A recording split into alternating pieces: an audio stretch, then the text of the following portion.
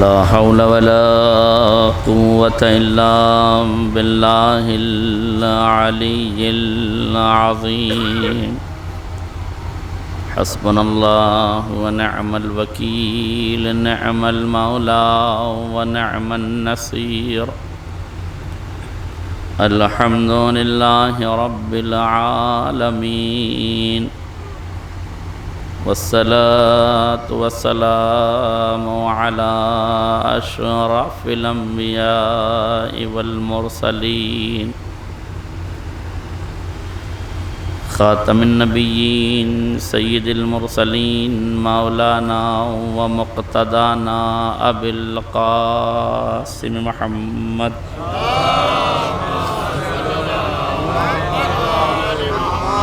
وعلى آل بيته الطيبين الطاهرين المعصومين المظلومين ولعنة الدائمة الباقية على أعدائهم أجمعين من الآن إلى قيام يوم الدين أما بعد فقد قال رسول الله صلى الله عليه وآله وسلم فاطمة أم أبيها صلوات اللہ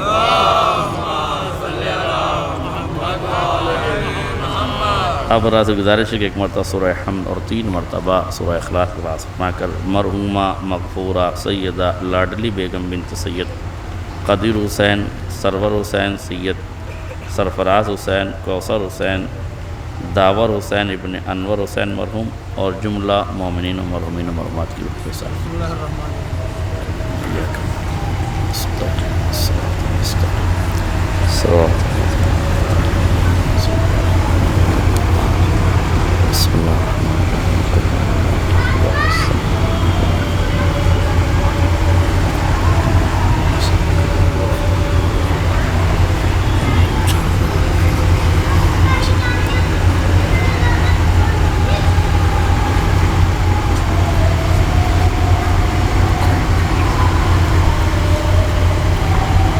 حضرات گرامی قد بزرگان ملت دوستان عزیز علماء اعلام شعراء کرام مجلس ایصال ثواب کی ہے اور وہ بھی ایک ماں کے ایصال ثواب کی مجلس ہے 10ویں کی مجلس ہے اور آپ نے بہت سے مومنین نے تشییع جنازہ میں شرکت بھی کی اور ایک جمع غفیر تھا جو آپ کے مرحومہ کے ایمان کی جلا اور ان کے عزادار ہونے کی ایک بڑی دلیل ہے۔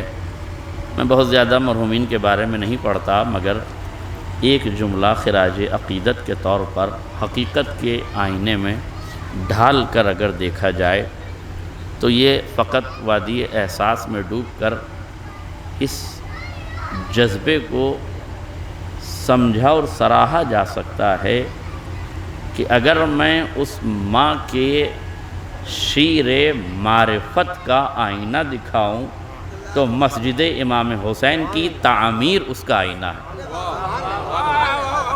آج میرا جملہ واضح ہو جائے، اس ماں کے دودھ کی تاثیر اس مسجد کی تعمیر ہے اور مسجد کا نمازیوں سے چھلک جانا اس کی تربیت کی عکاسی ہے، ورنہ دولت کے منارے سے مسجد تو بنائی جا سکتی ہے بغیر تربیت کے اسے آباد نہیں کیا جا سکتا۔ اور الحمدللہ مسجد تعمیر بھی ہے اور اس دور میں مسجد تعمیر ہے جس دور میں مسجدوں کو مٹایا جا رہا ہے۔ ایک ماں کی آغوش ہی یہ تربیت کر سکتی ہے کہ جب چیزیں مٹائی جائیں تو بنا رکھ کے مستقبل کا آئینہ دکھا دیں۔ غور فرمائیے گا، لہذا یہ ساری چیزیں ہماری ماؤں کی تربیت کا آئینہ ہے اور عکاس ہیں۔ حقیقت امر یہ ہے کہ اہل نظر، اہل ادب، اہل شعور، اہل فکر، اہل خرد اور اہل تصور تک نے جب بھی اہل قلم نے قلم اٹھایا، اہل ادب نے ادب کے مہپارے بکھیرے، اہل فکر نے اپنے فکر کی رعنائیاں صفحہ کرتاس پر بکھیری، اور عورت کے لب و لہجے پر گفتگو کرنا شروع کیا تو ہر ظرف و ذہنیت نے اپنے اعتبارات کو قلم کے سانچے میں ڈھال کر صف کرتاس پر رکھا۔ اہل ادب تشریف فرما ہے، جلال پور اور اطراف و جوانب کا مجمع بیٹھا ہوا ہے، اردو سمجھنے والے لوگ بیٹھے ہوئے ہیں، اس لیے جسارت کر رہا ہوں، ورنہ اس دور میں اردو بولی کہاں جاتی ہے، مگر یہ علاقے والے تو کہتے ہیں کہ ہم جو بولتے ہیں وہ اردو ہوتی ہے، تو اس لیے اس علاقے کی ترجمانی کرنے کی کوشش کر رہا ہوں غور فرمائیے۔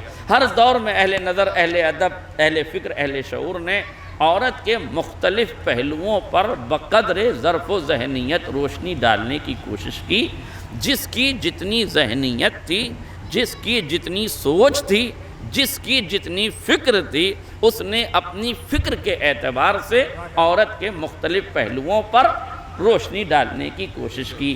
کسی نے عورت میں جذباتیت کی فراوانی کو دیکھا تو ناقص العقل کی تعابیر کا حاشیہ لگایا، کسی نے اس کے کمزور ناتواں جسم کو دیکھا تو لونڈی، باندی اور کنیزی کا تصور قائم کیا، کسی نے لب و رخسار، زلف دراز، حسن و جمال کو دیکھا تو عشق و محبت کی کیفیتیں رقم کرنے لگا، غرض کہ جس کے پلے جو آیا اس نے وہی لکھنا شروع کر دیا۔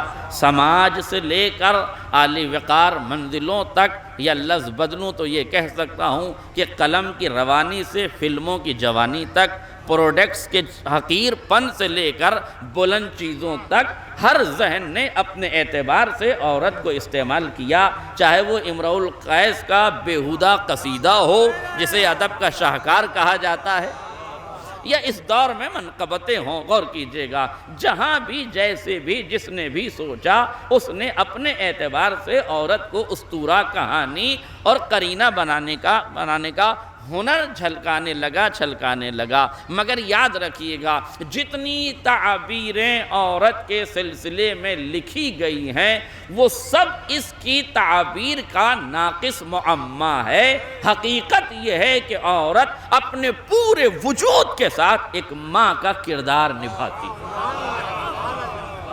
اپنے پورے وجود کے ساتھ ایک ماں کا کردار نبھاتی ہے۔ قدرت نے عورت کو بحیثیت عورت نہیں بنایا، بلکہ اس کی جبلت میں، اس کی فطرت میں، اس کی طبیعت میں، اس کی طینت میں ایک مادری جذبہ ہے جو اس کے وجود میں ہر لمحے درشایا گیا ہے۔ چھوٹی سی بچی کا گڈے اور گڑیا سے کھیلنا یہ کھیل نہیں ہے، کھیل کھیل میں قدرت کی فطرت کی شاہکار بن جاتی ہے۔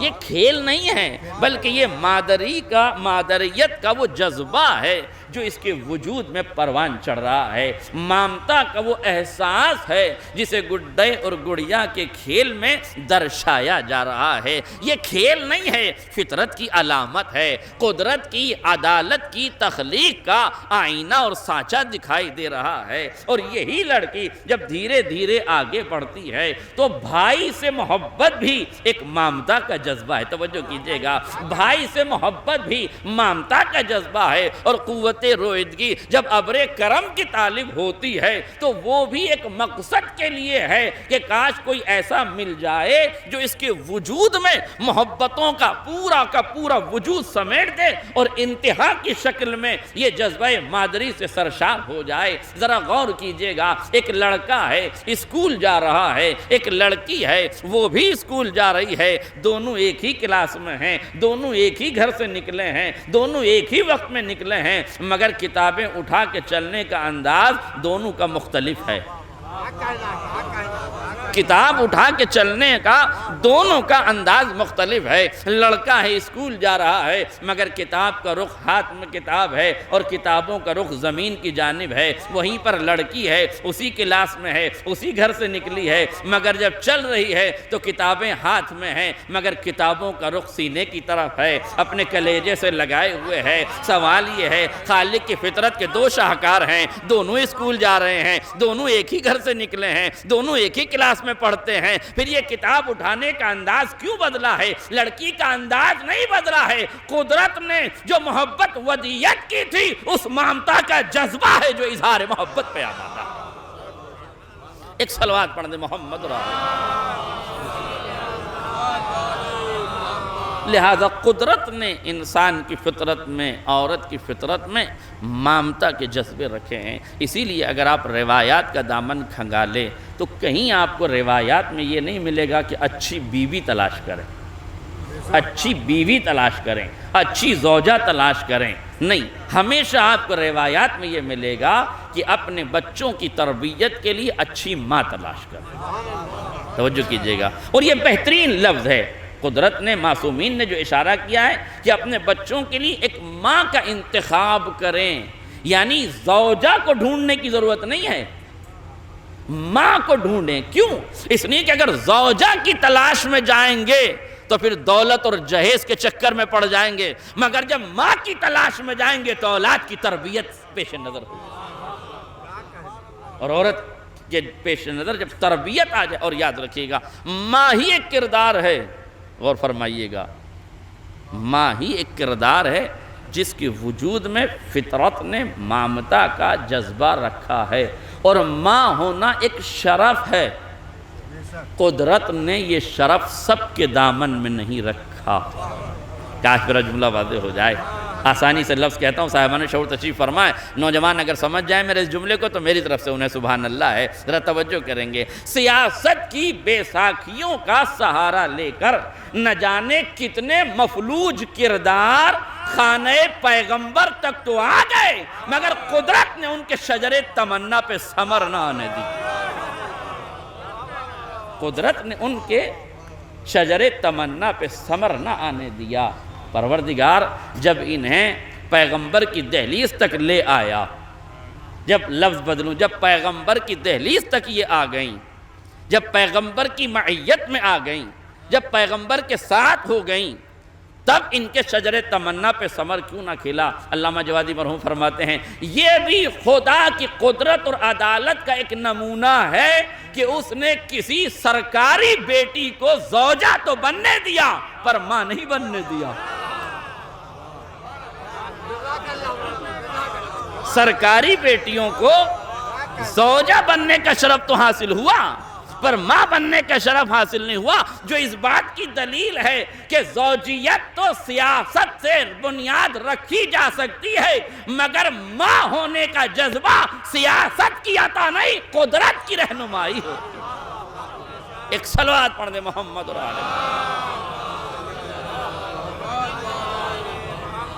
اور ذرا تعبیرات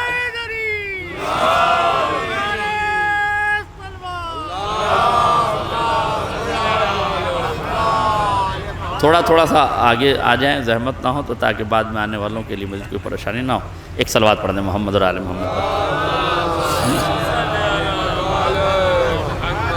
اب تاریخ دیکھ لیں، پیغمبر اسلام کی زندگی سے لے کر متوکل اور ام الفضل تک نہ جانے کتنی سرکاری بیٹیاں امامت و نبوت سے منسلک ہوئیں، مگر قدرت نے انہیں ماں ہونے کا شرف نہیں بخشا۔ اور زوجیت ایک شرف ہے، توجہ کیجئے گا، مگر قدرت نے اس شرف کو بھی بسا اوقات سلب کر لیا۔ توجہ کیجئے گا، قرآن مجید صاف صاف کہتا ہے امرأۃ نوح و امرأۃ لوط کانتا تحت عبدین صالحین فخانتاہما۔ نوح اور لوط کی بیوی جو دو صالح بندوں کی زوجیت میں تھی مگر انہوں نے خیانت کی، تو لفظ میں نے ترجمہ زوجیت کا کیا ہے، مگر علامہ جوادی فرماتے ہیں کہ لفظ امرأتن استعمال ہوا ہے، زوجہ کا لفظ استعمال نہیں ہوا۔ کاش میرا جملہ واضح ہو جائے۔ امرأۃ نوح و امرأۃ لوط، نوح کی عورت، لوط کی عورت، پروردگار یہ بیوی ہے، بیوی، اسے زوجۃ نوح کہنا چاہیے، زوجۃ لوط کہنا چاہیے۔ یہ زوجیت کا شرف ہٹا کے عورت کے لفظ سے تعبیر کیوں کہی جا رہی ہے؟ کیا تم نے سنا نہیں؟ فخانتاہما، ان دونوں نے خیانت کی۔ میں نے پوچھا مفسرین سے کہ خیانت کیا کی؟ کہا شوہر کے راز کو فاش کیا۔ میں کیا عرض کر رہا ہوں؟ شوہر کے راز کو فاش کیا، تو قرآن کا نقطہ نظر یہ ہے کہ جو بیوی اپنے شوہر کے راز کو فاش کرے تو قرآن بیوی نہیں کہتا، عورت کہہ کے شرف چھین، عورت کہہ کے بیوی ہونے کا شرف چھین لیتا ہے۔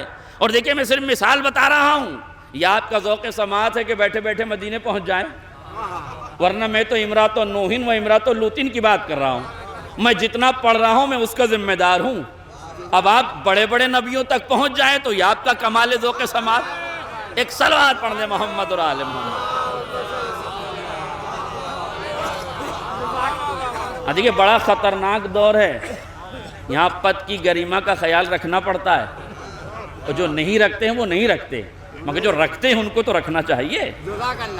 بھئی اگر کوئی آدمی کسی ایک قوم کا پرتیندھی ہو تو جو چاہے بکے، مگر اگر پورے سماج کو لے کے چل رہا ہے تو وہ کم سے کم اپنے لب و لہجے میں اپنے پد کی گریما کا خیال رکھنا چاہیے۔ ایسا نہ ہو کہ ایک کونے سے پورے گھر کو ڈرانا شروع کر دے۔ ایک صلوات پڑھ دے محمد اور آل محمد۔ لہذا امرأۃ نوح و امرأۃ لوط، قرآن نے زوجیت کا لفظ استعمال نہیں کیا تاکہ دنیا کو یہ معلوم ہو کہ یہ شرف ہم نے دیا ہے اور یہ شرف ہم ہی عطا کریں گے۔ اس لیے ازواج کا ہجوم تو ہوا پر شرف مادری سب کو نہ بخشا گیا۔ کیوں؟ کہا اس لیے کہ ماں مامتا کی علامت ہے، ماں تمام تر شفقتوں محبتوں کا محور ہے۔ ایک لفظ عربی زبان میں استعمال ہوتا ہے ماں کے لیے ام، لفظ ام کے معنی ہے محور، مرکز۔ مدینے کو ام القریٰ کہا گیا، مکے کو ام القریٰ کہا گیا، کیوں؟ سارے دیہاتوں کا مرکز۔ سورہ حمد کو ام القرآن کہا گیا، کیوں؟ اس لیے کہ جو پورے قرآن میں ہے وہ سورہ حمد میں ہے۔ اس کا مطلب ہے کہ جہاں ساری شے سمٹ کے آ جائے اسے ام کہتے ہیں، اسے ماں کہتے ہیں۔ اب سمجھ میں آیا؟ ساری محبتیں جس دامن میں آ کے سمٹ جائیں، مگر یہ زبانوں کی کوتاہ دامنی ہے کہ کسی زبان میں بھی لفظ ماں کا مکمل ترجمہ نہیں ملا، لفظ ماں کی مکمل شرح نہ ملی، لفظ ماں کے مکمل معانی نہ ملے۔ توجہ کیجئے گا، زبانوں کی کوتاہ دامنی تھی کہ لفظ ماں کا معیار دنیا نہ پرکھ پائی، اور زمانوں کی مصیبت تھی کہ لوگ عظمت فاطمہ کو نہ سمجھ پائے۔ تو زبانوں میں ماں نہ آ سکی، زمانوں کے سمجھ میں ماں نہ آ سکی، زبانوں کے سمجھ میں ماں نہ آ سکی، اور زمانوں کے سمجھ میں فاطمہ نہ آ سکی۔ اس کا مطلب ہے ازل سے چلی آ رہی فہم و شرح کی بستگی کو کہ ماں کے معنی کیا ہے دنیا نہیں سمجھ پا رہی تھی، فاطمہ کے معنی کیا ہے دنیا نہیں سمجھ پا رہی تھی۔ یہ کرم تھا پیغمبر اسلام کا، ایک حدیث میں دونوں لفظوں کو رکھ دیا، فاطمہ تو ام ابیہا۔ آج میرا جملہ واضح ہو، فاطمہ تو ام ابیہا۔ جب دنیا یہ پوچھے کہ ماں کیا ہے تو کہہ دینا فاطمہ، جب زمانے یہ پوچھے کہ فاطمہ کیا ہے تو کہہ دینا ایک ماں۔ ایک صلوات پڑھ دے محمد اور آل محمد۔ لہذا ماں اپنے دامن میں تربیتوں کی امین ہوتی ہے۔ ماں اگر سمندر میں گہرائی ہے، ماں اگر سمندروں میں گہرائی کی مانند ہے تو مزاج تربیت میں وہ کوہ علم رکھتی ہے۔ درد زہ کے بعد کسی مرد میں ہمت نہ ہوتی کہ دوبارہ اس تکلیف کو برداشت کرتا۔ یہ قدرت کا کرم تھا کہ لطافت کے دامن میں مصیبتوں کو سمجھنے اور نبھنے کی اور برداشت کرنے کی صلاحیتیں رکھی۔ یہ کرم ہے پروردگار کا کہ ان اللہ پروردگار علم کسی بھی بندے کو اس کی برداشت سے زیادہ تکلیف نہیں دیتا۔ لا یکلف اللہ نفسا الا وسعہا، جتنی اس کے اندر صلاحیت اور کیپیسٹی ہے اس کو دیتا ہے۔ ماں ایک بہت بڑا کردار ہے سماج میں، توجہ کیجئے گا۔ میں نے ایک مجلس میں یہ بیان دیا تھا کہ ہمارے لیے ضروری ہے اس دور میں، اس گھٹا ٹوپ دور میں، اس خطرناک دور میں، اس بگڑے ہوئے سماج میں ضروری ہے کہ اپنی بیٹیوں کا واٹس ایپ چیک کرتے رہیے، اپنی بیٹیوں کی نگرانیاں کرتے رہیے، تاکہ گھر کی چہار دیواری کی عزت آپ کی نگاہوں کی حفاظت میں محفوظ رہے، اور یہ چہار دیواری چوراہوں پر بدنام نہ ہونے پائے۔ اس لیے پہلے ہی سے اس پر کنٹرول رکھیے۔ تو لوگوں نے کہا مولانا صاحب آپ نے خالی بیٹیوں کے لیے کہا کہ بیٹیوں کا واٹس ایپ چیک کریں، لڑکیوں کا واٹس ایپ، آپ نے لڑکوں کے لیے کیوں نہیں کہا؟ تو پہلی بات تو یہ، اس بات تو شے لا ینفی ما عدا ہو، ایک شے کو ثابت کرنا دوسری چیزوں کی نفی نہیں کرتا۔ بے اگر کہوں کہ مبارک صاحب جیسا مترنم شاعر، بہترین لب و لہجے کے شاعر ہیں ترنم کے مبارک صاحب، تو کیا اس کا مطلب یہ ہے کہ ان کے علاوہ جتنے شاعر ہیں سب خراب ہیں؟ اگر میں کہوں کہ ڈاکٹر اعجاز صاحب بہترین قصیدے کے شاعر ہیں، تو اس کا مطلب یہ ہے کہ جتنے باقی ڈاکٹر ہیں وہ سب کے سب ایسے ہی ہیں؟ نہیں، کسی ایک شخص کی تعریف کرنا دوسروں کی برائی پر حمل نہیں کیا جاتا، بلکہ علم منطق کا قانون ہے کہ باقی افراد مسکوت عنہ ہوتے ہیں۔ توجہ کیجئے گا، ایک بات تو سیدھی سی، تو میں نے یہ نہیں کہا کہ لڑکیوں کا چیک کیا جائے تو لڑکوں کا نہ چیک کیا جائے، ان کا بھی چیک کیا جائے، مگر میں کیا کروں کہ سماج میں جو حیثیت لڑکی کی ہے، شاید عزتوں کے پیمانے میں ابھی مرد اس معیار کو نہیں پہنچا۔ آج میرا جملہ واضح ہو جائے، اور ایک جملہ ہے صاحبان شعور تک پہنچا رہا ہوں، یہ لڑکی لڑکی نہیں ہے، اپنے دامن عظمت میں نسلوں کی آبرو کی امین ہے۔ عظمت کے دامن، نسلوں کی آبرو کی امین ہے، اس کے قدم لڑکھڑائے تو نسلوں کے قدم لڑکھڑا جائیں گے، اس کے قدموں میں لغزش پیدا ہوئی تو تربیت کا منارہ منہدم ہو جائے گا، اگر اس کے قدموں میں لغزش پیدا ہوئی تو قومیں عروج کے بجائے زوال پذیر ہو جائیں گے۔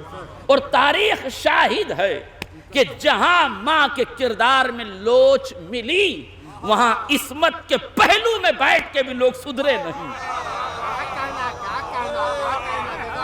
معصوموں کی معیت بھی انہیں بچا نہ سکی، معصوم کے ساتھ رہ کے بھی وہ نجات یافتہ نہ ہو سکے، تو معصوم کی معیت میں کمی نہیں تھی، ماں کے شیر کی تاثیر نے قدموں کو ڈگمگا دیا تھا۔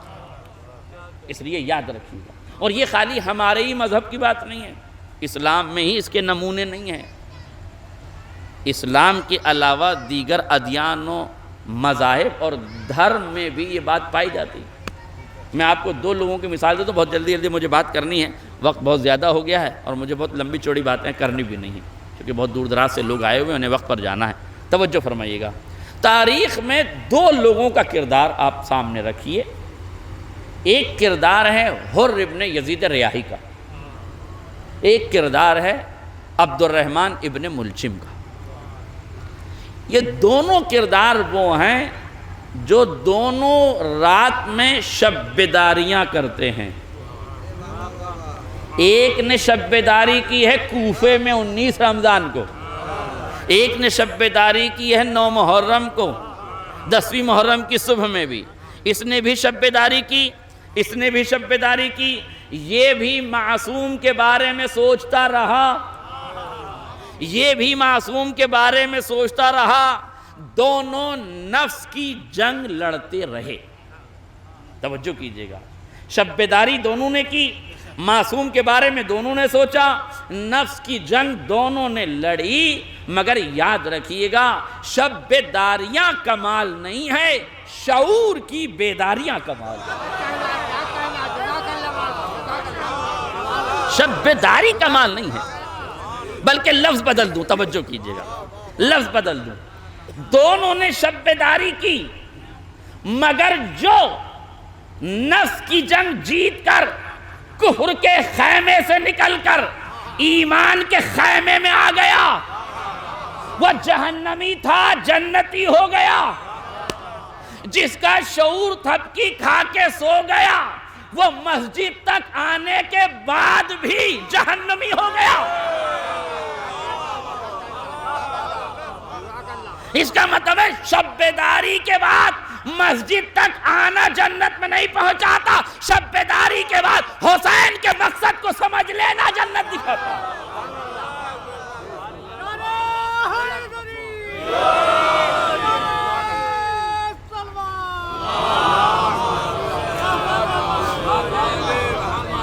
دونوں نے تاریخ شاہد ہے، یہ بھی شب بیداری کر رہا ہے، یہ بھی شب بیداری کر رہا ہے، یہ بھی معصوم کے بارے میں سوچ رہا ہے، یہ بھی معصوم کے بارے میں سوچ رہا ہے، دونوں نفس کی جنگ لڑ رہے ہیں۔ یہ کہہ رہا ہے کیا کروں، امام کو قتل کروں یا نہ کروں، یہ بھی سوچ رہا ہے کہ خیمہ کفر میں آباد رہوں یا سارے عہدے مال و منال چھوڑ کر حسین کے قدموں میں چلا جاؤں، یہ سوچ رہا ہے کہ شام کی تاریکی سے نکلوں، صبح کربلا کے اجالوں میں چلا جاؤں، اور یہ بھی سوچ رہا ہے کہ قطامہ کے عشق میں گرفتار ہو کر علی کا سر قلم کر دوں یا نہیں اپنے آپ کو جہنم کی آگ سے بچا لوں۔ سوچ یہ بھی رہا ہے، نفس کی جنگ ہے جو رات بھر لڑی جا رہی ہے، توجہ کیجئے گا، اور دونوں کے کردار تاریخ میں واضح ہیں۔ بلکہ ایک لفظ کہوں، حر لجام فرض پر ہاتھ ڈالتا ہے تو جہنمی ہو گیا، امام کے قدموں میں آ کے گر گیا تو جنتی ہو گیا، تو جہنم سے جنت کا راستہ لے لیا۔ ابن ملجم نے علی کی بیعت کی، جنتی ہو گیا، مگر مسجد میں جرم کا ارتکاب کیا تو جہنمی ہو گیا۔ نہیں توجہ کیا آپ نے، غور فرمائیے گا، دونوں کی کیفیت ملاحظہ فرمائے۔ ابن ملجم کون ہے؟ تاریخ نے لکھا کہ امام نے یمن کے والی کو خط لکھا کہ میرے چاہنے والوں کی ایک لسٹ بناؤ، فہرست مرتب کرو۔ اس نے فہرست بنائی اور اس نے کہا کہ مولا آپ کے 100 چاہنے والے ہیں۔ امام نے کہا اسے شارٹ آؤٹ کرو، اس کو مختصر کرو۔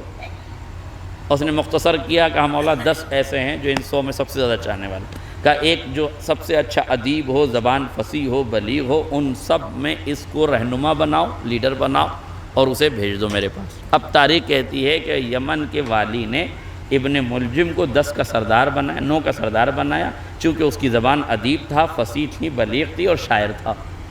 ڈاکٹر صاحب شاعر تھا، آیا اور آتے ہی، بڑی معذرت چاہتا ہوں شاعروں سے جملہ کہنا چاہتا ہوں، آیا اور آنے کے بعد مولا کائنات کے بارے میں سب سے پہلے ایک قصیدہ سنایا، اور قصیدہ تھا جس میں قضاء و قدر کی گفتگو تھی، اور ایک جملے میں بس اس پورے قصیدے کا محصر سمجھ لیجیے، وہ کہہ رہا تھا کہ قضاء و قدر کیا ہے، عین اللہ کے گوشۂ چشم کا اشارہ ہے یا ید اللہ کے ہاتھوں کی حرکت ہے۔ آپ ملاحظہ فرمائیے، یعنی معیار مدحت ملاحظہ فرمائیے، قسم خدا کی معیار مدحت ملاحظہ فرمائیے۔ مگر ہوا کیا، اس معیار مدحت کے بعد بھی جہنمی ہو گیا۔ اس کا مطلب یہ ہے کہ مدحت کا معیار نہیں دیکھا جائے گا، کردار کی بلندی دیکھی جائے گی، کردار کی بلندی۔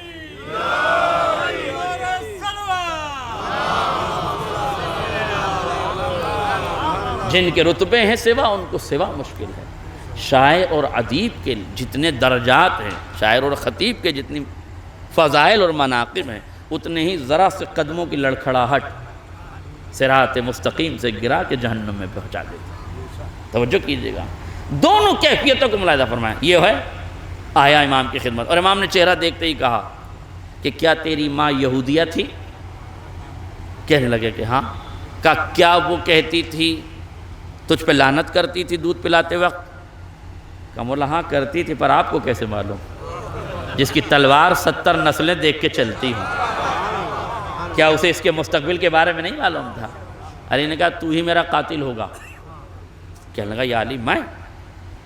امام نے کلمہ استرجاع جاری کیا، انا للہ پڑھا، دن گزرتے۔ اب تاریخ دیکھیے، ایک لفظ میں پڑھنا نہیں چاہتا لیکن ملاحظہ ہوا، علی کو پہچانے دنیا۔ تاریخ کہتی ہے یہ کہاں سے آیا تھا؟ یمن سے، تو تنہا آیا تھا۔ تنہا سے مراد 9 کا لشکر کا سردار، یعنی بیوی بچے وتھ فیملی نہیں آیا تھا علی کے پاس کوفے میں، یمن سے تنہا آیا تھا۔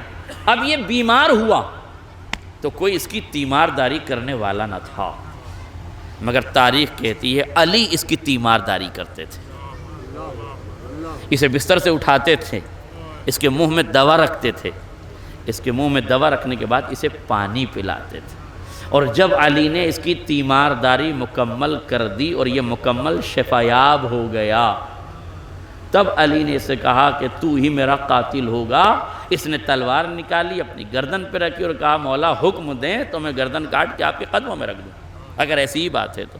امام نے کہا اس کی ضرورت نہیں ہے۔ صحابی بغل میں کھڑا ہوا تو اس نے پوچھا مولا کتنا اچھا سنہرا موقع تھا، خود ہی شکار میں پھنس رہا تھا، خود ہی کہہ رہا تھا کہ تلوار گردن پہ رکھ دی تھی، کہہ رہا تھا کہ مولا مار دیجئے، آپ نے ہاں بھر دی ہوتی قصہ تمام ہو جاتا۔ سنیے قسم خدا کی، کہاں سے لائے گی دنیا علی کے جیسی شخصیت اور عظیم شخصیت۔ میرا مولا مسکرا کے کہتا ہے کہ علی کی عدالت میں جرم سے پہلے سزا نہیں ہے، علی کی عدالت میں جرم سے پہلے سزا نہیں ہے، ابھی اس نے جرم کا ارتکاب نہیں کیا ہے۔ توجہ کیجئے گا، اور تاریخ نے یہاں تک لکھا کہ جنگ صفین کی کامیابی کے بعد جب میرے مولا نے پوچھا کون ہے جو اس جنگ کی کامیابی کا مزدہ جا کے کوفے میں سنائے گا، تو تاریخ نے لکھا کہ عبد الرحمن ابن ملجم آگے بڑھا اور آگے بڑھ کے کہتا ہے کہ مولا میں سناؤں گا۔ امام نے پوچھا تو سنائے گا، تیرا اس بیان، اس اعلان اور اس مزدے کے سنانے سے مقصد کیا ہے؟ کہنے لگا مولا میں اللہ کی رضا چاہتا ہوں۔ امام نے کہا اچھا ٹھیک ہے، اگر تو اللہ کی رضا چاہتا ہے تو جا سنا۔ یہ رضائے الہی طلب کرنے کے لیے کوفے میں گیا، مگر ایک مکان کی گلی سے گزرا کہ وہیں سے قدموں میں لغزش پیدا ہو گئی، نگاہوں نے حسن کو دیکھ کر ایمان کی خیانت کی، نگاہوں نے حسن کا دیدار کیا، ایمان میں خیانت پیدا ہوئی، یہیں سے رضائے الہی پیچھے ہٹ گئی، غضب الہی اس کے ساتھ ہو گیا۔ وہیں سے یہ عشق میں گرفتار ہوا، جب پہنچا اس نے اپنے دولت کی فرمائش نہیں کی بلکہ اس نے علی کے سر کی تمنا کی۔ وہ تفصیلات ہے جس کو میں پڑھنا نہیں چاہتا۔ اس کے بعد تاریخ نے اب جو جہاں سے فالٹ ہے تاریخ میں، عارف انور صاحب غور کیجیے گا، جہاں سے تاریخ میں لوچ پیدا کی گئی ہے میں اس کی وضاحت کرنا چاہتا ہوں، اور یہ بڑے بڑے لوگوں نے مصیبت پیدا کی ہے، اور ہمارے یہاں پریشانی یہی ہے کہ بڑے بڑے لوگ جو ہے وہ تاریخ میں لوچ کھا گئے۔ تاریخ پڑھنا بری بات نہیں ہے، مگر تاریخ کو سمجھ کے پڑھنا اچھی بات ہے۔ تاریخ جب تک آپ سمجھ کے نہیں پڑھیں، چونکہ تاریخ علم کے سہارے نہیں لکھی گئی ہے، ملوکیت کے تحت لکھی گئی ہے، تلوار کے زور پہ لکھی گئی ہے۔ اور یہ جملہ یاد رکھیے گا، جب ملک اور سماج میں جھوٹ بکنے لگ جائے، توجہ، جس سماج میں قلم اور زبان بکنے لگ جائے، جہاں صحافت کی صداقتی شے عزت کو نیلام کرنے لگ جائے، جہاں شجاعت حکومت کے تلوے چاٹنے لگ جائے، تو وہاں بچوں کے نصاب تعلیم میں بھی جھوٹ بھر دیا جاتا۔ اگر اپنے بچوں کو اس جھوٹ کے معاشرے سے نکالنا ہے، اور یاد رکھیے گا ہماری تو لڑائی ہی یہ ہے کہ سچوں کے ساتھ ہو جاؤ۔ پورا نصارہ نجران جھوٹ پر مبنی تھا، صداقت کے آئینے میں تو 5 ڈھلے تھے، مگر تاریخ شاہد ہے کہ پوری عیسائیت کا جھوٹ رسوا ہو گیا، پنجتن کی صداقت دنیا پہ حاوی ہو۔ اس لیے جب قلم بک جائے، جب زبان بک جائے، تو گوگل بھی جھوٹوں کا پتہ بتا دیتا ہے۔ ایک صلوات پڑھ دیں محمد اور آل محمد۔ یاد رکھیے گا، اگر آپ کے بچوں کے نصاب تعلیم، اور ہاں یہ آپ کے شعور کی بیداری ہے کہ آپ نے فوراً ایکشن لیا اور کتابوں کو صاف کروا دیا، یہ تو خدا بھلا کرے اس کا جس نے دیکھ کے نشر کر دیا، ورنہ اگر وہ بھی مصلحت کی چادر اوڑھ کے بیٹھ جاتا تو نصاب تعلیم بھی جھوٹ کا آئینہ بن جاتا۔ یہ اس کو سلام کیجئے جس نے پہلے اس جرأت کا اظہار کیا، اور اس طریقے کی جرأت کا اظہار ہر ایک پہ لازم ہے۔ جہاں بھی کوئی ایسی شے دیکھے کہ جس میں نسلوں کی بربادی ہے، جس میں ہمارے مقدسات کی توہین ہے، اس کی ذمہ داری ہے کہ فوراً وہ ایکشن لے، اور مصلحت کی چادر اوڑھنے کے بجائے جرأت کی نگاہیں لے کے سامنے آئے۔ یہ دور بڑا خطرناک ہے میرے عزیز، توجہ کیجئے گا۔ ابن ملجم، تاریخ یہ کہتی ہے کہ یہاں سے ابن ملجم واپس آیا امام کے پاس، اور اسے فوراً یہ خبر ملی کہ اس کے باپ اور چچا کا انتقال ہو گیا اور ساری دولت اس کو ملنے والی۔ اس نے مولا سے کہا مولا مجھے یمن کے والی کو یہ سفارش کر دیجئے کہ میرے جو میراث کا حق ہے وہ مجھے دلا دے تاکہ میں وہ دولت لے کے آ جاؤں۔ اور دولت لانے کا مقصد کیا تھا؟ کہ وہ قطامہ کو مہر دے کر اس سے شادی کر لے۔ یہ گھر پہنچا، اس کے میراث میں کوئی دقتیں ہوئیں، لیکن والی یمن نے مولا کے کہنے پر جو حق تھا وہ دلایا۔ اس کا مطلب ہے علی اس کی سفارش کرتے ہیں جو حقدار ہوتا ہے، یہ نہیں دیکھتے کہ قاتل ہے۔ غور کیجئے گا، عداوت میں عدالت کا معیار اگر دنیا میں کسی نے رکھا ہے تو اسے آل محمد کہتے ہیں۔ کہاں سے لائے گی دنیا ایسا عادل امام جو ضربت لگانے والے کو شربت پلائے؟ کہا میرا جملہ واضح ہو، جو ضربت کے بعد شربت پلائیں اور کہے حسنین شریفین سے بیٹوں یاد رکھنا اسے ایک ہی ضربت لگانا کہ اس نے ایک ہی ضربت لگائی تھی۔ غور کیجئے، یہ جملے یوں ہی نہیں ہیں علی کے، یہ علی کی عدالت اور علی کے معیار اور وقار کو سمجھنے کی بات، جسے دنیا واقعی میں آج نہیں سمجھی۔ ہم نے علی کو صرف خیبر و خندق میں دیکھا ہے، علی خیبر و خندق میں شجاعت دکھا رہے تھے۔ اگر کردار دیکھنا ہے تو کوفے کے منبر سے دیکھو، 1500 صفحات پر مشتمل کتاب نہج البلاغہ پہ علم کے بکھرے ہوئے رموز و اسرار کو دیکھو۔ اس کتاب حقیقت میں تمہیں علی کے فضائل اور مناقب نظر آئیں گے، حکمتیں نظر آئیں گی۔ خیبر خندق یقیناً علی کی فتح ہے، اس سے انکار نہیں ہے، مگر حسر شجاعت نہیں ہے، بلکہ یہ وہ راہ کے کانٹے ہیں جنہیں علی نے ہٹائے۔ تاریخ یہ کہتی ہے کہ ابن ملجم نے، توجہ فرمائیے گا، ابن ملجم نے دولت لی اور راستے میں آ رہا تھا کہ چوروں نے سارا مال اس کا لوٹ لیا اور اب یہ کنگال ہو گیا۔ اب یہاں تاریخ نے جو فالٹ کیا وہ سمجھ لیجیے، تاریخ نے یہاں یہ دقت پیدا کی کہ یہ کہا کہ اس کا جب مال لٹا تو اس کے بعد یہ حج سے آنے والے مسافروں میں 2 لوگوں سے اس کی ملاقات ہوئی، وہ دونوں خوارج تھے، اور اس نے ان تینوں، پھر اب یہ تینوں مل گئے اور تینوں نے مل کے یہ پروگرام بنایا کہ عالم اسلام کی جو شخصیتیں ان کو مارا جائے۔ تو 2 نے کہا کہ ہم لوگ جائیں گے، ایک نے کہا کہ میں شام جاتا ہوں حاکم شام کو مارنے، تم مصر چلے جاؤ امریاس کو مارنے، ایک امریاس اور ایک حاکم شام، اور تیسرے کو بھیجا کہ تم چلے جاؤ علی کے پاس۔ یہ تاریخ نے یہاں سر، یہ تاریخ کا فالٹ ہے، یہ خوارج نے طے نہیں کیا ہے، یہ منصوبہ شام کے دربار میں بنا ہے، یہ حاکم شام کی پالیسی تھی۔ اور ایک جملہ کہہ دوں اگر سمجھ جائیں، قسم خدا کی بڑے احتیاط سے پڑھنا چاہتا ہوں مگر کیا کروں، عصر حاضر کا بنی امیہ مجھے اجازت دیتا ہے کہ میں اس کی بھی نقاب کشائی کرتا چلا جاؤں۔ توجہ کیجئے گا، حاکم شام نے یہ تدبیر اختیار کی تھی، یہ سیاست اختیار کی تھی کہ ایک ہی تاریخ میں 3 حملے ہوں، ایک کامیاب ہو 2 ناکام ہو جائیں، تاکہ سیاست میں جو ڈائیورٹ کرنے کا ہنر ہے، ہائے میرا جملہ واضح ہو جائے، کاش میرا جملہ واضح ہو جائے، اگر اپنے دامن کو بچانا ہے تو کسی کو اندر کر دو، ساری خبروں کا رخ موڑ کر سیاست کی آماجگاہ تیار کر دو۔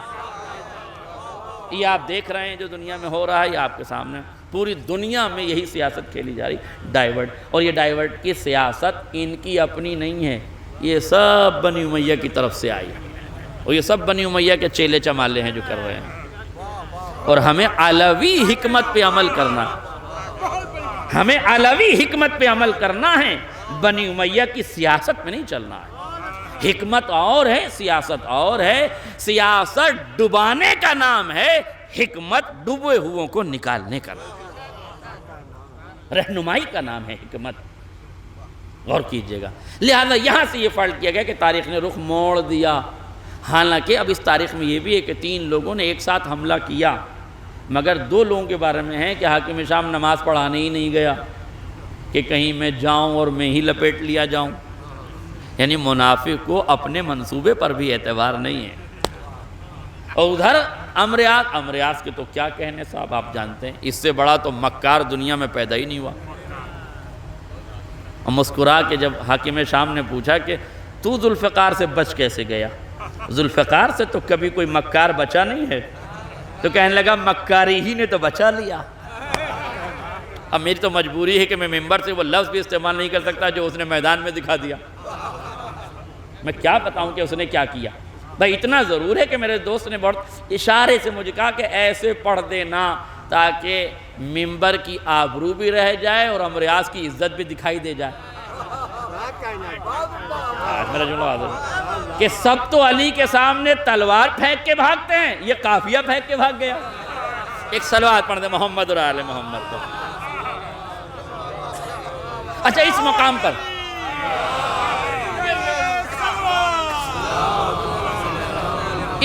پر میں ایک میسج اپنے بچوں کو ضرور دینا چاہوں گا، توجہ کیجئے گا. اس مقام پر یہ میسج ضرور لے لیجئے میرے سے. امریاض بھاگا، اس کے بھاگنے کی کیفیت آپ ذہن نشین کر چکے ہیں اور آپ کے ذہن میں ہے کہ کیسے بھاگا اور اس نے کیا کیا، مجھے بتانے کی ضرورت نہیں ہے. لیکن میں آپ سے ایک پوچھنا چاہتا ہوں، اور یہ بہت غور سے سنا میرے نوجوان. یہ میسج میں نے بار بار پڑھا ہے لیکن اچھی باتیں بار بار سن لینا چاہیے.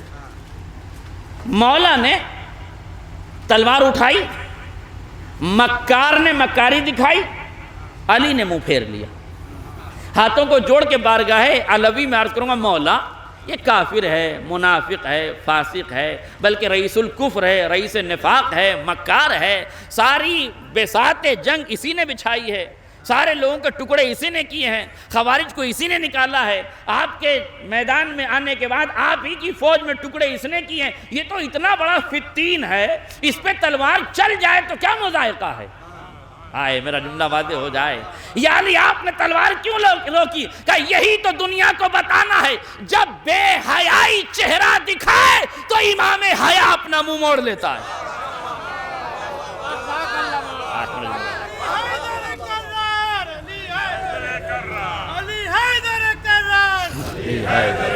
علی دل برو دلدار، تسلیم و جنت ورنار، علی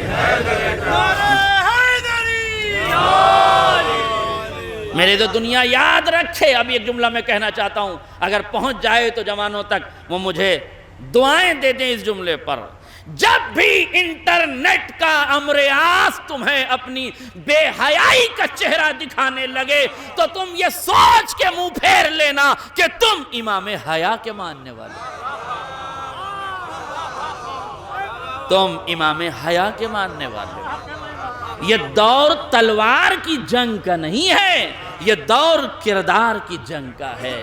یہ میدان کی جنگ کا نہیں ہے، یہ شب کی تاریکی میں انٹرنیٹ کے سامنے نفس کی جنگ لڑنے کا دم ہے. یہ جنگ جو ہو رہی ہے نا، یہ نفس کی جنگ ہے. یہ جو قوم بربادی کے دہانے پہ کھڑی ہے نا، دشمن نے اپنے پیادوں اور سپاہیوں کو آپ کے ہاتھوں میں دے دیا ہے. یہ تو آپ کے ہاتھوں کا کمال ہونا چاہیے کہ ید اللہ کے ماننے والے اپنے ہاتھوں کو بہکنے نہ دیں، اپنے نظر کو بدلنے نہ دیں. یہ امریاض توجہ کیجئے گا. یہ تاریخ میں نے اب سمیٹ دی. تو یہ 3 حملے ہوئے اور 2 حملے ناکام ہوئے اور 1 حملہ کامیاب ہوا. اور یہ سیاست حاکم شام کی اتنی خطرناک ہوئی کہ پڑھا لکھا ڈاکٹر اسرار احمد بھی اس جھمیلے میں پڑ گیا اور وہ بھی یہ کہنے لگا کہ نہیں، یہ تو کام خوارج ہی کا تھا، ابا نے تو کچھ کیا نہیں تھا. صلوات پڑھیں محمد اور آل محمد پر. اور اب سوچئے جس کے حاکم شام جیسے ابا ہوں، بہت نسل کا آپ ہی پتہ لگائیے گا کہ کیا آج ہوگا. توجہ فرمائیے گا. یہ ابن ملجم، غور فرمائیے گا، میں نے سمیٹ دی اپنی گفتگو کو. یہ ابن ملجم ہے. تاریخ یہاں سے اس نے امام کو قتل کیا، امام پر حملہ کیا. اب توجہ سے جو میں نے جملہ کہا تھا اس جملے کی بس ایک جملے میں وضاحت ہو جائے کہ بیٹی اپنے دامن عظمت میں نسلوں کی آبروؤں کی امین ہوتی ہے. اس کے قدموں کی لڑکھڑاہٹ قوموں کی لڑکھڑاہٹ ہے. جہاں سے میں نے بات شروع کی تھی اسی پہ لا رہا ہوں. توجہ فرمائیے گا. جب ابن ملجم نے شب بیداری مکمل کی اور اپنے شعور کو تھپکی مار کے سلا دیا اور مسجد میں امام پر حملہ کیا، تو جب یہ بھاگنے لگا تو امام نے فرمایا ایھا الناس، اے لوگوں، لا یفوتکم ابن یہودیہ، دیکھو یہ یہودیہ کا بیٹا، یہ زنا زادہ بھاگنے نہ پائے. آئے میرا جملہ واضح ہو جائے. یہ زنا زادہ بھاگنے نہ پائے. ہاتھوں کو جوڑ کے کہوں گا مولا، تلوار ابن ملجم کے ہاتھ میں تھی، زخم اس نے دیا، تلوار اس نے لگائی، جرم اس کا تھا، آپ نے تعارف ماں سے کیوں کرایا؟ کہ یہی تو بتانا ہے اگر ماں زناکار نہ ہوتی تو ابن ملجم نفس کی جنگ نہ ہارتا.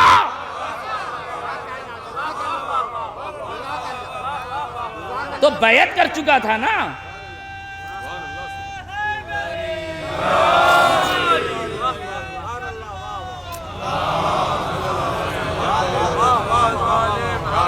اور یہ جملہ بھی دھیان رکھیے گا، کوئی یہ نہ کہہ دے کہ مولانا صاحب نے ابن ملجم کو قاتل تو کہا مگر علی کی بیعت کر لی تھی، علی کا چاہنے والا تھا، علی کا صحابی تھا، علی کا ماننے والا تھا. تو پھر جو لوگ یہ اعتراض کرتے ہیں کہ شیعوں نے علی کو مارا، وہ اعتراض بالکل صحیح ہے مولانا کے پڑھنے کے مطابق.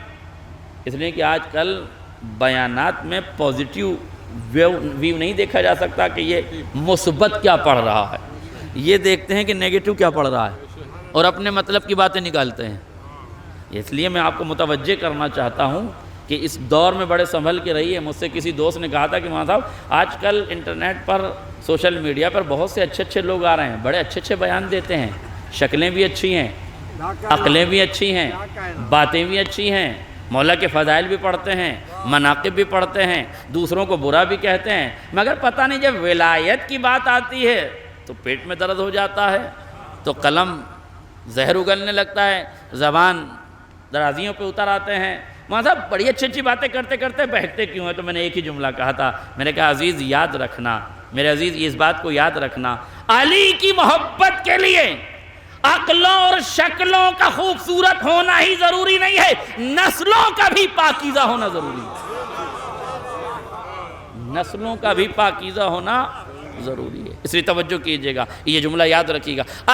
اگر کسی کو یہ خیال ہے کہ ابن ملجم علی کا چاہنے والا تھا، صحابی تھا، ماننے والا تھا، بیعت کر چکا تھا، اس نے قتل کیا، اس لیے جو بیعت کر لیتا ہے وہ شیعہ ہوتا ہے، تو یہ بھی ذہن میں رکھ لیجئے کہ علی کی بیعت کرنے سے کوئی شیعہ نہیں ہوتا، علی کی بیعت پہ مرنے سے شیعہ ہوتا ہے. میرا جملہ واضح ہو جائے. علی کی بیعت کرنے والے کو شیعہ نہیں کہتے، علی کی بیعت پہ مرنے والے کو شیعہ کہتے ہیں. اگر علی کی بیعت کرنے والے شیعہ ہو گئے تو پھر ان 1.25 لاکھ کو کیا کہیے گا جو صحیح کتابوں میں بیعت درج کرا چکے. ارے کچھ صحیح کتابوں میں کچھ ہی تو صحیح باتیں ہیں، اور ان کو بھی اگر مسلمان صحیح نہ سمجھے تو پھر اس کے غلط ہونے میں کوئی مشکل تھوڑی ہے. یہ صحیح باتیں ہیں جو امت مسلمہ کو صحیح کتابوں سے صحیح سمجھ لینا چاہیے، تاکہ غلط لوگوں کے چکر میں یہ نہ آنے پائیں. بخن لکا یا علی ابن ابی طالب، یہ جو بخن کہہ رہے تھے، مبارک ہو کہہ رہے تھے، یہ جو کہہ رہے تھے کہ آپ ہمارے ولی ہو گئے، ہم آپ کے ہاتھوں پہ بیعت کرتے ہیں. ارے موقع نہیں ملا، نہیں چرن اسپرش بھی یہی کرتے جو بیعت کر رہے تھے نا. تو یہ کیا شیعہ نہیں تھے؟ نہیں، بیعت کرنے سے شیعہ نہیں ہوتا، بیعت پہ مرنے سے شیعہ ہوتا ہے. اب میں بتاؤں کہ بیعت پہ مرنے والا کون سے شیعہ تھا. اب تاریخ کہتی ہے حر ابن یزید ریاحی رات بھر جاگا، صبح شعور بیدار ہوا، شام کے اندھیروں سے نکلا، خیمہ کفر سے ہجرت کی، ایمان کے قدموں میں آیا، ید اللہ کے ہاتھوں پر بیعت کی، اور پھر قربانی کے لیے چلا گیا تو لجام فرس پر ہاتھ ڈالا تھا تو جہنمی تھا، بیعت کر کے جام شہادت پی گیا تو جنتی ہو گیا. اور اب تاریخ کا جملہ سنیے، جیسے ہی رہوار سے زمین پر آیا، حسین نے زانوں پہ سر لیا، آنکھوں میں آنکھیں دیکھی، آنکھوں میں ماں کی محبت کی چمک، چہرے پر ایمان کا نور، لبوں پہ جام شہادت، سرخرو کر دیا اپنے سارے وجود کو. امام نے پیشانی کا بوسہ دیا، رومال نکالا، پیشانی پہ باندھا، اور ایک جملہ ارشاد فرمایا، حر کیا اچھا تیری ماں نے تیرا نام رکھا تھا، تو دنیا میں بھی آزاد تھا، تو آخرت میں بھی آزاد ہے. مولا قربانی دی ہے حر نے، زخم کھائے حر نے، سر کٹایا ہے حر نے، نفس کی جنگ لڑی ہے حر نے. آپ حر کی تعریف کرنے کے بجائے آپ کہہ رہے ہیں کیا پیاری تیری ماں تھی، کتنی اچھی تیری ماں تھی، کتنا اچھا اس نے نام رکھا. مولا ماں کی تعریف کیوں کر رہے ہیں؟ کہ یہی تو دنیا کو بتانا ہے، اگر ماں پاک و پاکیزہ ہوتی ہے تو پھر بیٹے کے قدموں میں لغزش نہیں ہوتی، اور نفس کی جنگ بیٹا لڑ لیتا ہے.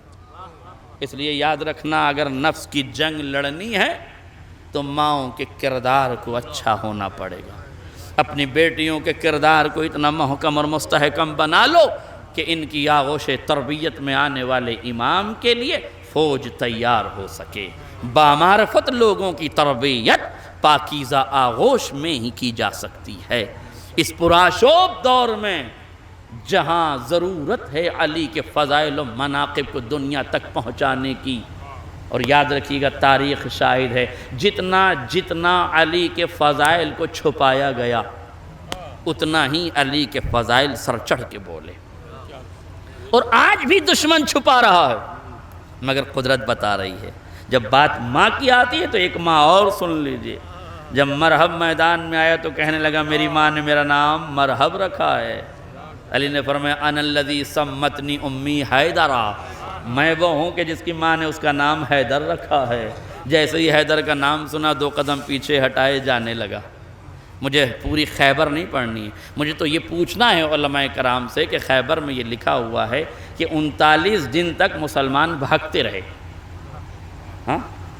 39 دن تک مسلمان بھاگتے رہے، 40ویں دن خیبر فتح ہوا۔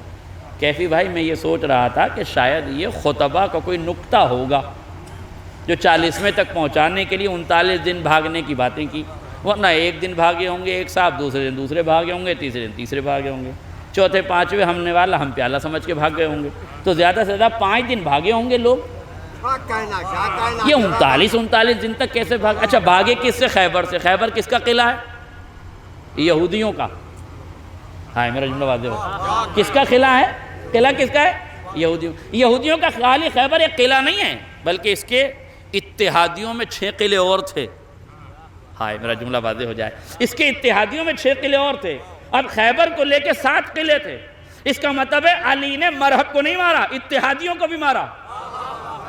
ہائے میرا جملہ واضح ہو جائے، علی نے خالی مرحب کو نہیں مارا، اتحادیوں کو بھی مارا۔ اب غور سے جملہ سنیے، سمجھ میں میرے نہیں آ رہا تھا کہ 39 دن تک مسلمان یہودیوں کے خیبر سے ڈر کے بھاگ کیوں رہے تھے، مگر اب سمجھ میں آیا جب 57 ملک اسرائیل سے بھاگتے نظر آئے۔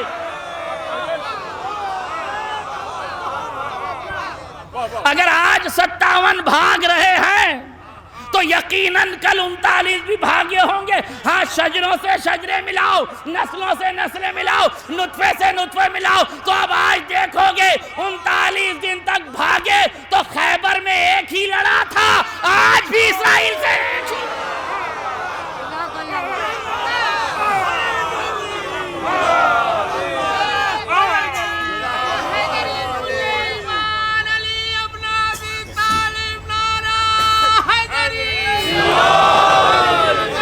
آج بھی ایک ہی لڑ رہا ہے۔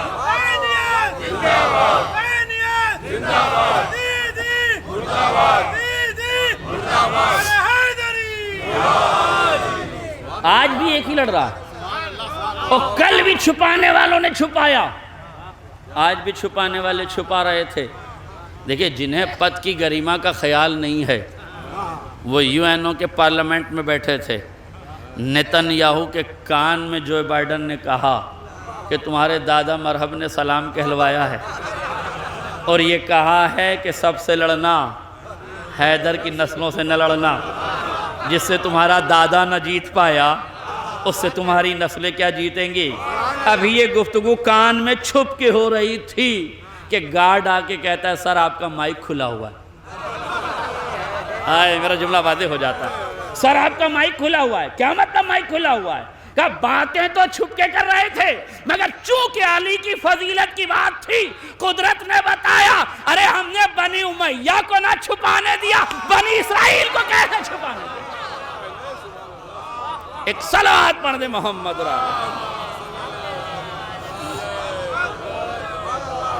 ہم نے بنی امیہ کو نہیں چھپانے دیا، بنی اسرائیل کیسے چھپائے گی علی کے فضل؟ نہ لڑنا ان سے، متوجہ کر دیا کہ نہیں؟ اچھا امت کی بے حسی اپنی جگہ ہے، امت مسلمہ یہ کل بھی قبلہ تاریخ پڑھیے تو آپ کو معلوم ہوا کہ انہوں نے کابل احبار کو خلافتوں میں رکھ کے تلوے چاٹے ہیں، تو جن کے باپ دادا نے یہودیوں کو خلافتوں میں رکھ کے تلوے چاٹے، اب آرامکو سے حرامکو تک سب یہودیوں کا ہی تو ہے۔ آرامکو سے حرامکو تک سب یہودیوں کا ہی تو ہے. تو یہ تو پلے ہی اسی آغوش میں ہیں, تلوے بھی انہی کے چاٹے ہیں. نہ یہ کل لڑے تھے نہ یہ آج لڑے ہیں. اور کیجئے, کل بھی بھاگے تھے, چاہے کفر کی جنگ ہو چاہے یہودیت کی جنگ ہو, سب یہی ہے. اگر آپ دیکھیں تو مسلمانوں کا کردار یہودیت کے مقابلے میں بھی اور کفر کے مقابلے میں بھی. یہیں سے خندق چلے جائیے. بھئی آپ خیبر خندق تو اس زمانے کی سنتے ہیں نا, میں آپ کو اس زمانے میں بھی خیبر خندق دکھانا چاہتا ہوں کہ ذرا سا دیکھیے. پیغمبر کے خیمے پر عمرو ابن عبدوت نے نیزہ مارا. وہ عجیب تاریخ کے جملہ ہے ڈاکٹر صاحب. پیغمبر نے فرمایا من یبارز لہذا الکلب, کون ہے جو اس کتے کے مقابل میں جائے. یا نبی اللہ, آپ اخلاق عظیم کے درجے پر فائز ہیں. پروردگار عالم نے سب سے چھوٹی آیت میں سب سے بڑی فضیلت پیغمبر کی بیان کی ہے, انک لعلی خلق عظیم. یہ سب سے چھوٹی آیت ہے پیغمبر کی عظمت کی نہیں, لیکن سب سے بڑی ہے. میں اسے کہتا ہوں سب سے بڑی, چونکہ ساری فضیلتوں کا دار و مدار اسی کے پہلو پر تو ہے. لو کنت غلیظ القلب لانفضوا من حولک, اگر آپ خدا نخواستہ کلام میں ذرا سا سختی پسند ہوتے تو یہ حلقہ بگوش تھوڑی ہوتے تمہارے جو کسی مقصد سے آ کے بیٹھے ہوئے ہیں پیغمبر کے قریب. غور فرمائیے گا. تو پیغمبر اخلاق کے عظیم درجے پر فائز, مگر پیغمبر نے فرمایا من لہذا الکلب, کون ہے جو اس کتے کے مقابلے میں. یا نبی اللہ, عمرو ابن عبدوت کو اس لفظ سے تعبیر کرنے کی ضرورت کیا تھی؟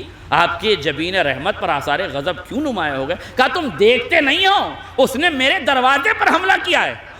ہائے میرا جملہ واضح ہو جائے. امت مسلمہ تاریخ یاد رکھنا, پیغمبر کے لبوں سے نکلے ہوئے جملے تاریخ میں سند کا کام کریں گے. پیغمبر کی ڈیوڑی فاطمہ کی ڈیوڑی ہے, پیغمبر کی بیٹی فاطمہ ہے, پیغمبر کا وجود فاطمہ ہے. اگر کوئی دروازے پیغمبر پر حملہ کرے تو نبی رحمت کتا کہتے ہیں, اگر کوئی در فاطمہ پہ حملہ کرے ہم سے نہ پوچھنا, اس کی نسل کے بارے میں پیغمبر سے پوچھنا.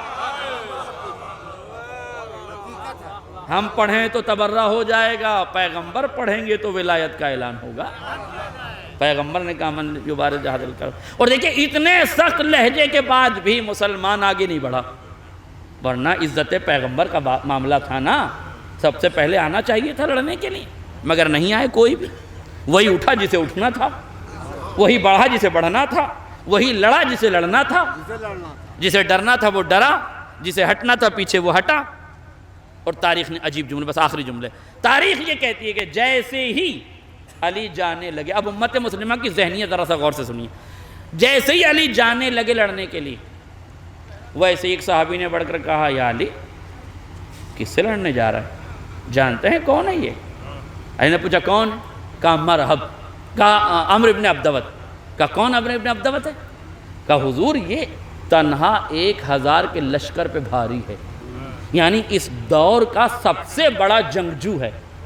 ہائے میرا جملہ واضح ہو جائے. یعنی دبے ہوئے لفظوں میں پیغمبر کے صحابی اس دور کی بھاشا میں یہ کہہ رہے تھے کہ یہی تو سپر پاور ہے.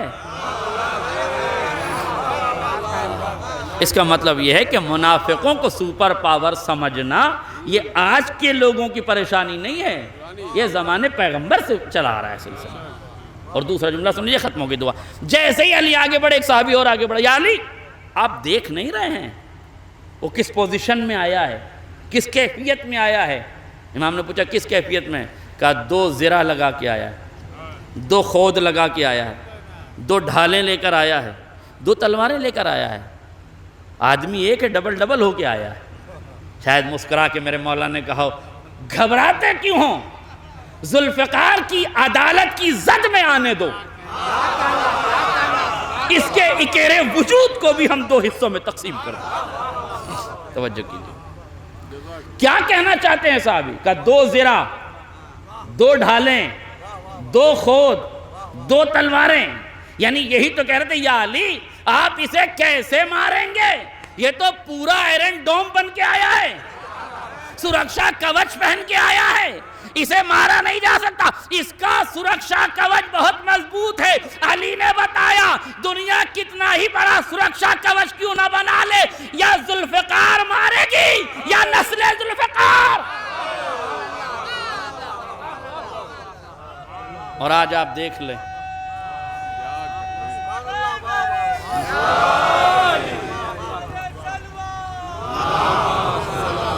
اور منافقوں کے لب و لہجے کو دیکھیے، کہہ رہے ہیں 130 بلاسٹک میزائل مارے گئے، 170 کے قریب ڈرون مارے گئے، نہ جانے اور کتنی چیزیں ماری گئی۔ کہتے ہیں اتنا بڑا حملہ ایران نے کیا، ایک مچھر بھی نہیں مرا۔ عجب۔ اب ایک جملہ تاریخ کے آئینے میں، جن لوگوں کو اتنے کیمروں کے بعد بھی ایران کی فضیلت نظر نہیں آ رہی ہے، انہیں غدیر میں علی بغیر کیمرے کے کیسے نظر آیا ہوگا؟ آپ سوچیے، قسم، وہاں تو کوئی کیمرہ بھی نہیں تھا، وہاں کیسے نظر آیا ہوگا لوگ؟ مگر یہ کمال آل محمد ہے کہ جتنا ان کے فضائل کو چھپایا گیا ہے، اتنا ہی دنیا نے ان کی فضیلتوں کا لوحہ مانا۔ اور ماؤں کا کردار ایسا ہی ہوتا ہے، جن کی مائیں پاک و پاکیزہ ہوتی ہیں۔ تاریخ نے لکھا ہے کہ جن ماؤں نے اپنی اولادوں کو وضو کر کے دودھ پلایا ہے، ان کی طہارت کا یہ عالم ہے کہ یہ شیخ انصاری بنتا ہے یا سید رضی بنتا ہے جو نہج البلاغہ کو جمع کرنے کا ہنر جانتا ہے۔ اللہ اکبر۔ اگر مائیں پاکیزگی پر آ جائیں تو معاشرہ پاکیزہ ہو جاتا ہے۔ اگر ماں سماج میں محوری کردار ادا کر دے تو پھر رشتے ٹوٹتے نہیں ہیں، رشتوں میں وزن پیدا ہو جاتا ہے۔ یاد رکھیے گا، اگر ماؤں کے کلیجوں میں محبت کے ساتھ شجاعت نہ ہو تو بازار شہادت کی رونقیں ختم ہو جائیں گی۔ اگر آج پوری دنیا میں بازار شہادت میں رونق ہے تو وہ مردوں کی شجاعت سے نہیں ہے، ماؤں کے کردار کی روشنیاں ہیں جو پھیلی ہوئی ہیں۔ آج بھی جو علی والے اور علی کے چاہنے والے ہیں وہ شہادت سے نہیں ڈرتے۔ آؤ زرخیز وادیوں میں قدم زن اگر ہونا چاہتے ہو، دیکھو لبنان کی پہاڑیوں سے کیسے لوگ قربانیوں کے لیے جا رہے ہیں۔ کربلا کے تپتے ہوئے ریگزار سے آج بھی شہادت عظمیٰ کے لیے لوگ تیار ہیں۔ جو شمع شہادت حسین ابن علی نے جلائی ہے، آج وہ شمع روشن ہے۔ اس لیے وہ شمع روشن ہے کہ اس شمع روشن کو جو حسین کی شکل میں ہے، اگر اس کا بھی وجود کھنگالنے لگیے تو فاطمہ جیسی ماں ہے جس نے آغوش تربیت میں پروان چڑھایا ہے، جس کے ریاضت کے تخلص کو حسن کہتے ہیں، جس کے خانگی کردار کو ام کلثوم کہتے ہیں، جس کے عکس جمیل کو زینب علیہ مقام کہتے ہیں، اور جس کی محبتوں کی تصویر کو حسین ابن علی کہتے ہیں۔ اس ماں کا نام فاطمہ ہے جسے دنیا نے چین سے نہ رہنے دیا۔ عزیزوں، ایک ماں کے ایصال ثواب کی مجلس ہے۔ بیٹے ہی ماں کی عظمت کو جانتے ہیں۔ جن کی مائیں زندہ ہیں خدا انہیں سلامت رکھے، جن کی مائیں دنیا سے رخصت ہو گئی ہیں خدا ان کی مغفرت فرمائے۔ بس میں نے گفتگو تمام کر دی۔ ہاں، جناب زہرا اور مصیبتوں کے پہاڑ، نبی کی ایک لوتی بیٹی جسے پیغمبر نے فاطمۃ ام ابیہا کہا، دنیا نے اس کے دروازے پر آگ و لکڑیاں لا کے جمع کر دی اور سیدہ کو مرثیہ پڑھنا پڑا۔ علامہ محقق اصفہانی اپنے دور کا بہت بڑا مرجع، ادیب، خطیب اور عالم ہے۔ انہوں نے ایک مرثیہ لکھا ہے جناب سیدہ کے مصائب کے سلسلے میں۔ وہ لکھتے ہیں: ما اصابہا من المصاب مفتاح بابہ حدیث الباب۔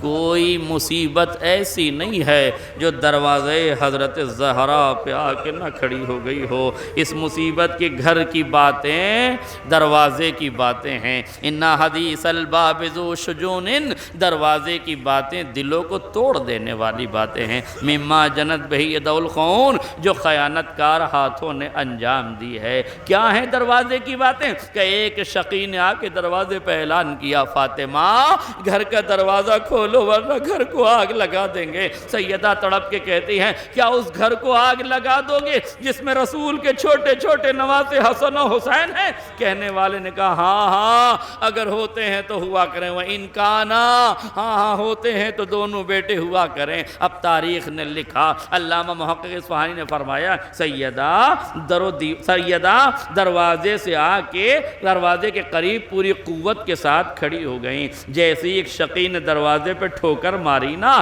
سیدہ در و دیوار کے درمیان آ گئی۔ الباب والجدار والدماء شہود صدق ما بہ الخفا، دروازہ، دیوار اور در و دیوار کے درمیان فاطمہ کی ٹوٹی ہوئی پسلیوں کا لہو ایک ایسا گواہ ہے جسے مٹایا نہیں جا سکتا۔ تاریخ کہتی ہے جیسے ہی دروازے میں آگ لگی، دروازہ سیدہ کے پہلو پہ گرا، اور جیسے ہی دروازہ سیدہ کے پہلو پہ گرنا تھا کہ لست ادری خبر المسمار سل صدرہ خزینۃ الاسرار، موقع اصفہانی فرماتے ہیں مجھے نہیں معلوم کہ دروازے کی کیل نے کیا اثر کیا، مگر ہاں صدف عصمت طاہرہ میں ایسے پیوست ہوئی کہ سیدہ کو مرثیہ پڑھنا پڑا، اسماء میرے محسن کی خیر، جزاکم ربکم خیر الجزا، اسماء میرے محسن کی خیر ہو۔ روایت کہتی ہے محسن بطن مادر میں شہید ہو گئے۔ سیدہ نے پوری قوت کے ساتھ اپنے آپ کو اٹھانا چاہا، مگر تاریخ کہتی ہے دروازے کا وزن اتنا زیادہ تھا کہ جس نے پسلیوں کو چکنا چور کر دیا۔ اذ رزا تلک العزل عزکیہ رضیت لا مثلہ رضیہ۔ موقع اصفہانی فرماتے ہیں دو لفظ ہیں، ایک لفظ ہے انکسرا کا، ایک لفظ ہے رزا کا۔ انکسرا کے معنی ہے ہڈیوں کا ٹوٹ جانا، مگر رے اور زواج رزا کے معنی ہے ہڈیوں کا چورا چورا ہو جانا۔ وہ فرماتے ہیں اذ رزا تلک العضل الزکیہ، جب دروازے کے وزن سے سیدہ کی پسلیاں چکنا چور ہو گئی نا، رضیت لا مثلہ رضیہ، تو یہ ایک ایسی مصیبت تھی جس سے بڑی کوئی مصیبت نہیں۔ میں سوچا کرتا تھا کیا پسلیوں کا ٹوٹ جانا اتنی بڑی مصیبت ہے کہ جس کا کوئی غم، جس سے بڑی کوئی مصیبت نہیں؟ میری سمجھ میں یہ بات نہیں آ رہی تھی کہ آخر ایسے کیسا ہو سکتا ہے، پسلیوں کے ٹوٹ جانے سے اتنی اذیت کیسے ہو سکتی ہے؟ لیکن مجھے معلوم ہوا کہ ایران میں ایک آغا مجلس پڑھ رہے تھے، خطیب نے مجلس پڑھی، مجلس میں ذکر کیا سیدہ کی پسلیاں ٹوٹ گئی تھی، سیدہ کی پسلیاں چکنا چور ہو گئی تھی، مجمع دہاڑے مار کے رونے لگا، مجلس ختم ہو گئی، لوگ اپنے اپنے گھروں کو جانے لگے، محضر تناول کرنے لگے۔ ایک بندہ تھا، بس آخری فقرے، ایک بندہ تھا مجلس میں بیٹھا ہوا رو رہا تھا، سب چلے گئے وہ روتا رہا، سب کھانا کھاتے رہے وہ روتا رہا۔ جب صاحب مجلس نے فرش عذاب سمیٹنا چاہا، دیکھا ایک بندہ رو رہا ہے، دوڑتا ہوا آقا کے پاس گیا، ہاتھوں کو جوڑا کہا قبلہ آپ نے کیسے مصائب پڑھ دیے، ایک بندہ ابھی تک رو رہا ہے، ایک بندہ ابھی تک گریہ کنا ہے۔ آقا تیزی سے دوڑتے ہوئے آئے، اس بندے کو کلیجے سے لگایا، پیشانی کا بوسہ دیا، ہاتھوں کو جوڑا اور جوڑ کے پوچھا اے بھائی بس اتنا بتا دے کہ میں نے مصائب میں وہ کون سا فقرہ پڑھ دیا جس سے تیرا دل ٹوٹ گیا ہے، تیرے آنکھوں سے آنسوؤں کا سلسلہ نہیں رکتا، تو یہ بتا دے میں نے ایسا کیا پڑھا۔ اس نے ہاتھوں کو جوڑ کے کہا قبلہ میں ہڈیوں کا ڈاکٹر ہوں، میں یہ جانتا ہوں جسم کی کوئی ہڈی بھی ٹوٹ جائے نا تو جڑ جاتی ہے، لیکن اگر پسلیاں ٹوٹ جائیں تو سانس کی آمد و رفع کا تعلق انسان کی پسلیوں سے ہوتا ہے۔ اگر پسلیاں ٹوٹ جائیں تو سانس لینے میں ایک درد کا غبار اٹھتا ہے، جب سانس چھوڑا جائے ایک درد کا طوفان اٹھتا ہے۔ میں یہ نہیں سمجھ پا رہا ہوں، ارے 95 دن میری شہزادی پسلیاں ٹوٹنے کے بعد ارے کس طرح سے درد کا طوفان سہتی رہے۔ شاید اسی لیے سیدہ نے مرثیہ پڑھا، صبت علی مصائب لو انہا صبت علی الیام سرنا لیالیا۔ بابا آپ کے بعد اتنے مصائب پڑھے، دنوں پہ پڑھتے تو مثل شب تاریک کے ہو جاتے۔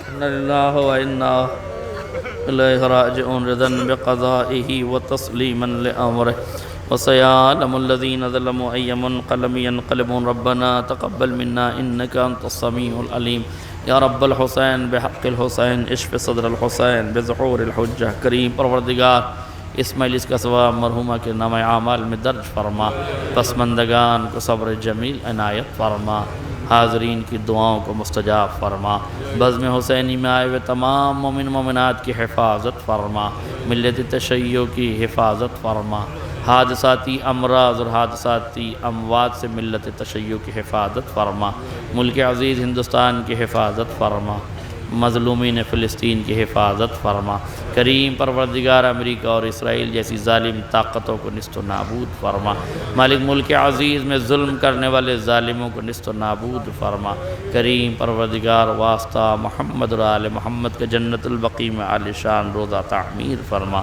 ہم میں جو بیمار ہوں شفائے کاملہ عاجلہ عطا فرما، کریم مالک اس بزم حسینی میں جو مومن اپنی حاجتیں لے کر آئیں میرے مالک ان کی حاجتوں کو پوری فرما، کریم مالک اور امتحان نل یوسف زہرا امام زمانہ کے ظہور میں تعجیل فرما اور ہمیں ان کے انصار و اعوان میں کر دے۔ آپ ذرا سے گزارش ایک مرتبہ سورہ حمد اور 3 مرتبہ سورہ اخلاص فرما کر مرحومہ لاڈلی بیگم بنت قدیر حسین کی روح کو اصال فرما اور جملہ ممنون منامات محمود